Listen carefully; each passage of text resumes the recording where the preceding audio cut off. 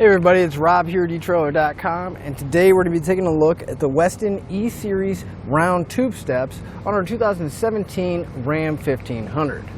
Now we're going to go ahead and show you what they look like once they're installed, go over some of the features, because we know that's what people want to see, but if you stick around to the end of the video, we are going to show you how to get them installed as well.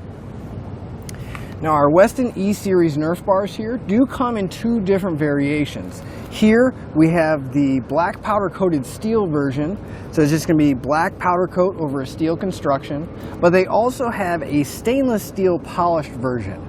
And the steps are still going to be black just like on here, but the tube itself is going to be a really high polished stainless steel, and really it's just going to come down to a personal preference.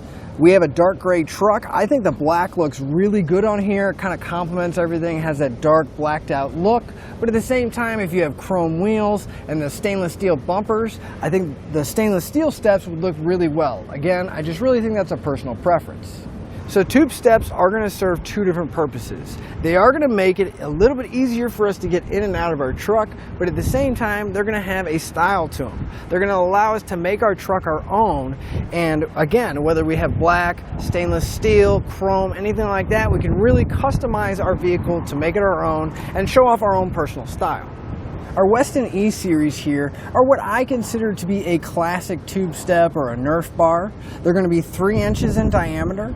And what I do like about them is if we look at the end here, they curve in and it ends underneath the truck. So we have a really clean look to it. It'll curve in, come out, and then we have that nice straight section with our steps on it, but then it's going to curve in at the back. So it kind of has a big U shape, so it really has a finished look. Some tube steps tend to kind of just stop, and there's a cap on the end. It doesn't look bad, but I think this just has more of a finished look to it. And again, it has that classic Nerf bar look to it as well. I think our Westin E-Series look pretty nice on our truck. To me, they have that traditional classic Nerf bar style look. But one thing I really do appreciate that they did with it is the ends here. Normally, a lot of Nerf bars, they kind of just stop and there's an end cap. But I like how it curves in and goes under the truck. It's going to do that on the front and the back. So it's kind of a U shape, and it definitely has a more finished, streamlined look to it. Now, as far as functionality, if the steps weren't here, you can see that the threshold of the door is pretty high off the ground. Having to lift your leg that high to get in the truck can be a little bothersome, but now with our step here, you can see it's only about half the distance, so it makes it a lot easier for us to get in and out of our truck. Another thing a lot of people don't think about when it comes to tube steps is they actually will save your seat quite a bit. Because if you don't have the tube steps, we end up kind of leaning out on our seat like this so we can get our leg down far enough, and we just end up mushing this side of our seat down over time. It starts breaking down, and that cushion doesn't last as long. Another thing that having tube steps definitely helps out, I'm not that tall of a person, so whenever I'm washing my truck, it takes a lot for me to reach all the way to the center, but using the steps here, I can reach almost to the center of the truck, then I wash the other side that way, and we don't have to step inside the carpet and try to balance. Now you can see our steps are going to be a cab length, so they're going to run from the front, behind the front wheel well, all the way to the end of the cab here, and we are going to get a step for each door. So since we got a crew cab here, the people in the back still have a step so they can get in and out with confidence and not have to worry about slipping. And each one of the steps is going to be the full width of the bar. So we're going to get a full 3-inch step pad here, and it's going to be right about 21 inches long. So we got a decent amount of space here to find a footing and get in or out of our truck. Now the steps are going to come with all the brackets, hardware, and everything you need to get it installed. Speaking of which, let's go ahead and bring our Ram into the shop and we'll go through the installation process together.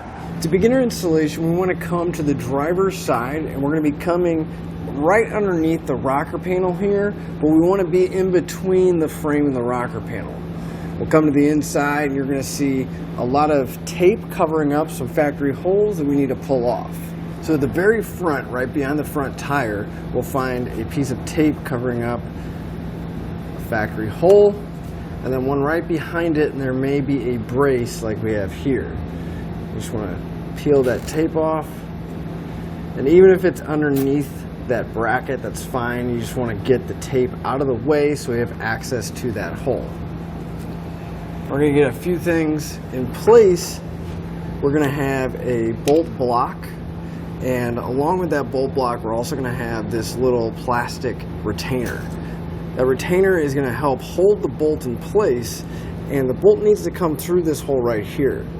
Now you can see it's not quite going to fit, so what we're going to do is we're going to grab our pull wire out of our kit. We're going to take the coiled end, we'll go into that hole, we're going to feed it back towards that large oval hole, and typically you can put your finger in there, kind of grab the coiled end. Sometimes you can kind of just wiggle the wire until you get it to come out. You want to make sure the tail end and the coiled end are sticking out. I'm going to take that pull wire, we're going to thread on the block that has the M10 bolt on it. It's going to be the one that only has a single bolt on it. This way you know I have the right one. We'll push that into the frame. Kind of have to work it in there, see how you can get it in there. And once you have it in, we're going to pull on that pull wire to where that stud is coming straight out. I want to remove the pull wire from the bolt, but you don't want to drop the bolt. And you also want to be careful because we're going to have to reuse the pull wire on the other side. So you don't want to damage it, just kind of unscrew it, hold the bolt with your finger. Then we want to grab that plastic retainer, we're going to put it right on the edge, and you can kind of start to thread it on there a little bit. Once you have it on there, you can grab the edge of it, and we want to thread that plastic retainer to where the bolt will be nice and snug against the sheet metal. That way the bolt won't fall in, and we have a nice stud sticking out of the frame. Now we can grab our driver's side bracket. Now if you look at it, it's going to kind of have an L shape to it. That's going to fit right on this lip here on the rocker panel. You'll also notice that we're going to have one hole that's higher, it's round, and then we'll have a slotted hole. The round hole is going to fit right over that stud. Just gently put it in place. I want to follow that up with a flat washer. Then we'll follow it up with a M10 lock washer. And finally, we're going to loosely secure it using an M10 hex nut. You don't really need a crank on this just yet. We just want to get it nice and snug to where we know the bracket's not going to come off. Now for our other mounting location here, we already have a pre-threaded hole. So we want to grab the M8 bolts out of our kit, follow it up with a split lock washer, and then a large flat washer. And again, we just want to get this loosely started just so we know that it's actually threading in, but it's not going to cross thread. If the threads are a little dirty, you may want to clean them out. But again, just get a couple threads in there so it'll hold the bracket in place. Now if we move towards the center, we're going to find our front factory body mount. There's a bolt right going through the bottom. You need to pull that bolt out, but I will let you know from experience, especially if it's been raining recently where you are, your truck may be dry on the outside, but when you remove this bolt, there's a bushing inside of there, and it does tend to hold a lot of water. So when you pull this bolt down, just make sure you're not in the way too much, because if you're using an impact, it can start spraying that water everywhere, and typically it's pretty dirty water. But we're going to use an 18mm socket and pull that bolt out.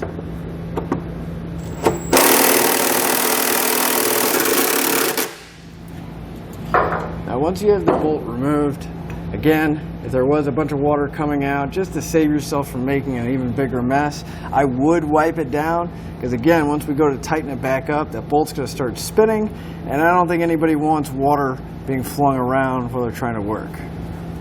So just clean all that gunk off. Then we want to grab the brace here. Now you'll notice that we have a couple slotted holes. We want this kind of gusset to be towards the back. So it's going to line up with the body bolt and then the bolt in the front bracket here. So we'll just go through the body mount using that factory bolt, get it lined up.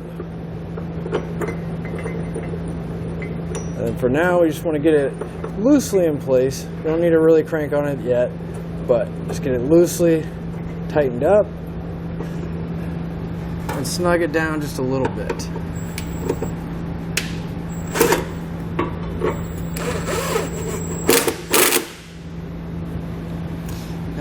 oval hole on the drop down section should line up with the bracket down here. If it doesn't, again, it's still a little loose, so you should have a little bit of movement in both the brackets still. With the front brackets loosely in place, we want to move to the rear of the cab. Now it's going to be at the very back corner of the cab, right where the cab meets the bed of our truck here. We'll come underneath, again, on the inside of the rocker panel. This time we're going to find another piece of tape with 2 holes right below it. Again, I'm going to peel that tape off, get it out of the way, and now we want to grab our bolt with a nut plate on it. It's going to be an M12 bolt and an M10 nut. We also want to grab one of the M12 retaining plates. Now this one is going to fit over the larger bolt, and we want to put our bolts in. Make sure that bolt goes all the way in, but you kind of want to thread on that plastic retainer so you can kind of hold on to it. And again, we're going to tighten it up to where it sits pretty close to the body. Now, it is going to move around on you a little bit just because it will hold it in place, but it's not going to really hold it to where our nut stays lined up with that hole. But that's eventually where it needs to be. We need to grab our rear bracket now. And again, it's going to have an L shape to it. You're going to make sure that the lower hole is going towards the front of the truck. So we'll line up our bracket. And you see it's going to slide right over the stud. I'm going to follow up that bolt with a flat washer. Then we're going to grab an M12 lock washer and secure it down with a nut. Now again, we don't need to crank down on this. We actually want to leave it a little loose because we are going to have to pivot the nut to where we can line it up with the hole right here. So if you just get a couple threads on there, just enough to make sure that it's not going to come off. So we'll grab our M10 bolt, slide a lock washer and a flat washer over it. And then again, we're just going to rotate our nut plate until we can get it to line up. We're going to go through the bracket and then thread in our M10 bolt into that nut plate. Make sure that it actually grabs, it's threading in place.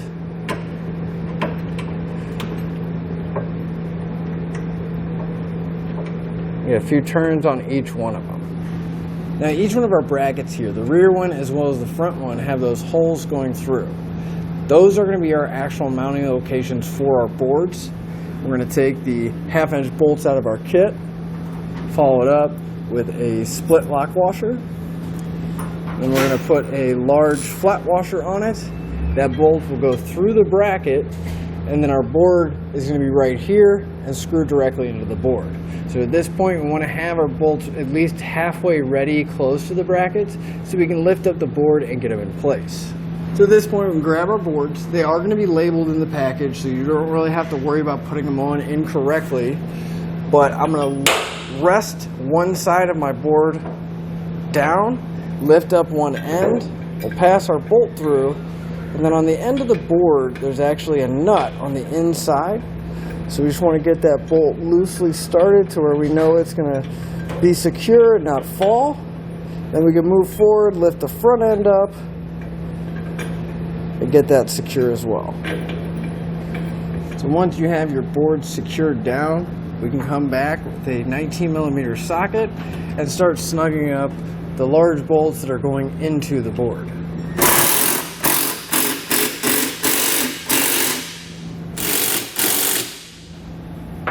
And we can go back and we're going to start tightening all of our hardware. And that does include that body mount going vertically going up.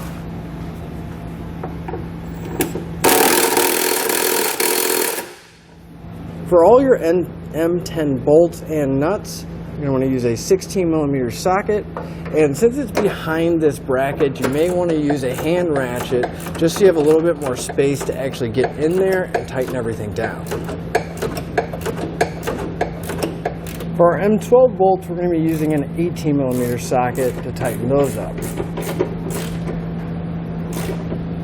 And then finally, our M8 bolt, we're going to be using a 14mm socket to tighten that up. And with the driver's side on, the passenger side is going to install the exact same way. It's just a mirror image, and the brackets are going to go in the exact same locations and use the same combination of hardware. With all that being said, again, I'm Rob here at eTrailer.com, and that'll finish up your look at the Westin E-Series round Nerf bars on our 2017 Ram 1500.